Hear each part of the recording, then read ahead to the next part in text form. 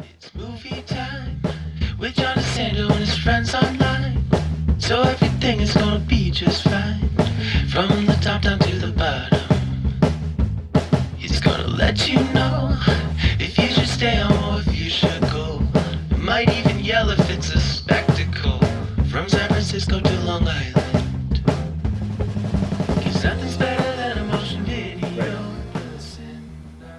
It's Movie Time is produced and hosted by John DeSando. Listen to broadcast shows Fridays at 4:01 and 8:01 p.m. Read reviews and listen to shows online at WCBE.org. I'm John DeSando, And I'm Kevin Carr. and this is It's Movie Time. It is. Okay, Kev, we're before the election, so things are uncertain. Why I selected the Platform 2 is also under question. Yeah, I was surprised. It is not the normal suggestion from you.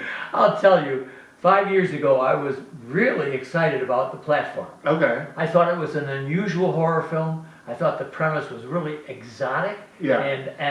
And I found myself riveted to it, and apparently many others did because it set Netflix records. Yeah, you were one of the 56 million people who watched it? Oh, gee, I know that. So I thought, the minute I saw Platform 2, I said, all right, let's go. And I said, I've got to have somebody whose brain is big enough to handle this thing. And having seen Platform 2, I'm not so sure I'm smart about Platform 2. I think I'm really still talking about Platform 1 as it blends into Platform 2. Yeah, well, and I do have a confession. I've not seen the first one. I've not seen Platform, which I believe this is a prequel. I read somewhere that it's actually... Is that right? I had not read it. Yeah. I had not, but they're very similar. Yeah. This is a more humanistic. It centers more on the people Okay. than the first one centered on the idea. But I thought the conception was amazing. I just hadn't seen a horror film like this. Yeah, well, it's a surreal conception. Yes. Because it is very obvious that this is allegorical. This is obviously, quite literally about tears in society. What did they say? To the point or something? Yeah, no, they almost bring it out. They almost sit there and say, well, so and so's proletariat, this is bourgeoisie. But this is it blurs the line between reality and the conception. Yes. Something like, if you remember the movie Mother, or Mother with an exclamation mark. Oh, I do. Darren Aronofsky. That's right. That's not about two people in a house. That's about something much, much bigger. And I'll tell you, you've hit on the point where what intrigues me is the allegorical element here. It's so obvious that it is a good teaching point for people who don't know what we mean by that term. Yeah. So if you look at allegory as a story with multiple levels of meaning, Yeah. right, then I think people will understand.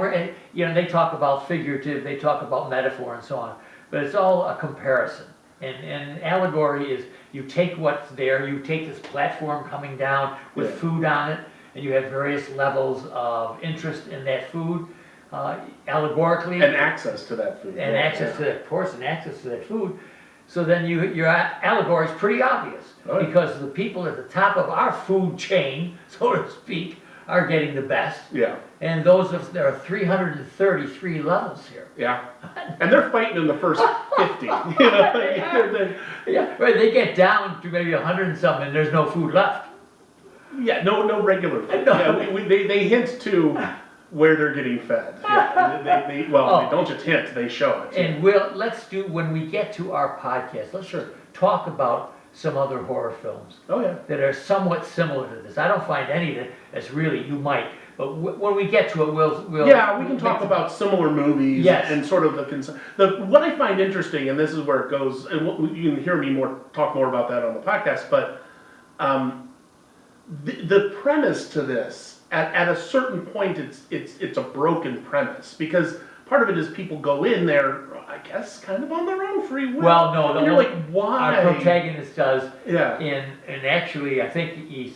Well, a couple of the characters, they hint that was like, well, I decided, this was better than spending a week in jail, kind of thing. Yeah, right. Yeah. And so it's the allegory kind of overtakes the reality of it, but they do it in such a small amount that it still works. Well, I think our protagonist in 2 has brought his book along. What was it? Yeah, he wanted time to read his Don Quixote. Okay, that's I think from the first. Is that from the first? Yeah. See, I'm going to bleed both together. Yeah. Please excuse me, because they're very similar. The basic premise is they're in this It's tiered, space. sort of like it's a jail or a prison of some sort, and everyone's allowed to bring one item, Yes. and everything from pillows to knives, and then other people, and you also have a choice of one type of food to get every day, but you have to just trust that no one's going to eat it. And that's the second part. Platform 2 emphasizes this. They finally figure out, the loyalists, whoever they are, they finally figure out how to make sure that everybody gets some food. Well, So- for until it breaks down, Well, as you get exactly. deeper and deeper. Yes, yeah. that's exactly. And so you have a portion that you get every time it comes down.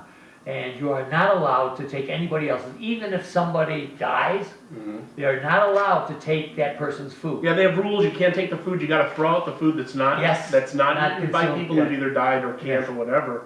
You're not allowed to share but also just that premise itself, it evokes more of a idea of kind of being caught in your own prison, because whatever your favorite, say your favorite food is prime rib.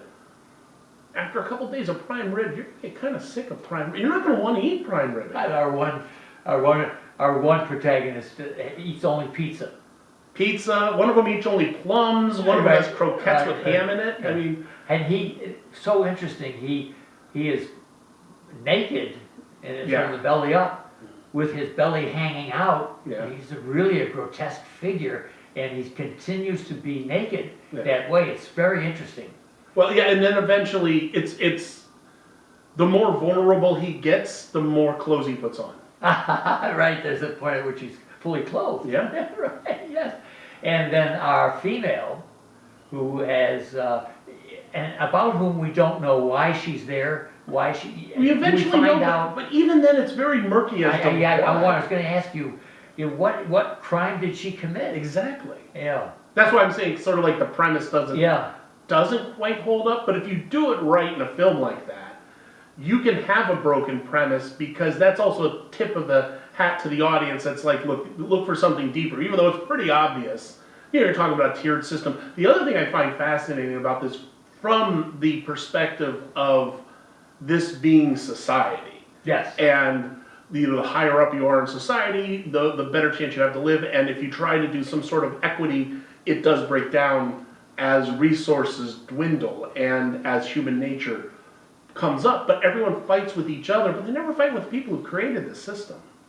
no, and Which is sort of, as we come to election time, yeah, oh yeah, that seems very relevant. and you can shout up and down this corridor, this Yeah, there's limits to how far you can, right, but you can shout couple levels. Yeah. right, because you can shout at the people above you because they've got to leave food for you. And you can shout as somebody who has control of the people who are going to be able to eat below you. It's a very interesting concept. And Kev, I don't find that many horror tropes in this. Yeah, well, I'm reluctant to call it a horror movie, because I the know, premise yeah, it's is good. more sci-fi. All right, okay. But yeah. I mean, it does bleed that line, and I know it's listed as a horror movie, and it's certainly violent, Yes, and it has the gore, but I don't feel that it's. I mean, it's hard. It just depends on how you define horror. I have a friend who defines horror as whatever makes you uncomfortable, and so by that, yeah, absolutely, these are Yeah. uncomfortable movies. right, yeah. And so, for instance, any jump scares?